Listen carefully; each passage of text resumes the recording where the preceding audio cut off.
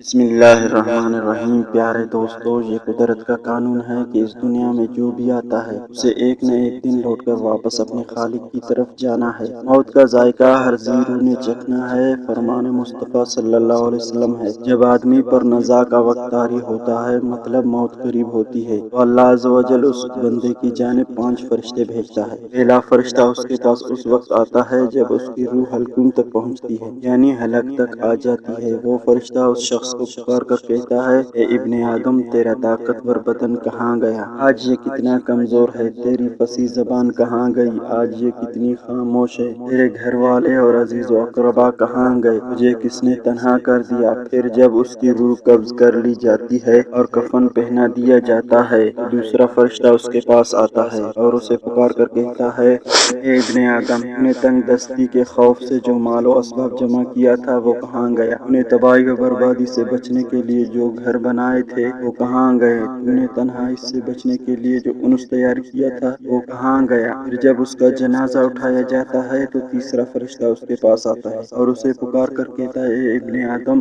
آج تو ایک ایسے لمبے سفر کی طرف رواں دوا ہے جس سے لمبا سفر تو نے آج سے پہلے کبھی طے نہیں کیا۔ آج تو ایسی قوم سے ملے گا آج سے پہلے کبھی اس قوم سے نہیں ملا۔ آج تجھے ایسے تنگ مکان میں داخل کیا جائے گا کہ آج سے پہلے کبھی ایسی تنگ جگہ میں داخل نہ ہوا تھا۔ اگر تو اللہ عز و جل کی رضا پانے میں کامیاب ہو گیا تو یہ تیری خوش بختی ہے، اور اگر اللہ عز و جل تجھ سے ناراض ہوا تو یہ تیری بدبختی ہے۔ پھر جب اسے لحد میں اتار دیا جاتا ہے تو چوتھا فرشتہ اس کے پاس آتا ہے اور اسے پکار کر کہتا ہے، اے ابن آدم، کل تک تو زمین کی پیٹھ پر چلتا تھا اور آج تو اس کے اندر لیٹا ہوا ہے۔ کل تک تو اس کی پیٹھ پر ہنستا تھا اور آج تو اس کے اندر رو رہا ہے۔ کل تک تو اس کی پیٹھ پر گناہ کرتا تھا اور آج تو اس کے اندر نادم و شرمندہ ہے۔ پھر جب اس کی قبر پر مٹی ڈال دی جاتی ہے اور اس کے اہل و عیال، دوست و احباب اسے چھوڑ کر چلے جاتے ہیں تو پانچواں فرشتہ اس کے پاس آتا ہے اور اسے پکار کر کہتا ہے، اے ابن آدم، وہ لوگ تجھے دفن کر کے چلے گئے، اگر وہ تیرے پاس پھر بھی جاتے تو تجھے کوئی فائدہ نہ پہنچا سکتے۔ تو نے مال جمع کیا اور اسے غیروں کے لیے چھوڑ دیا۔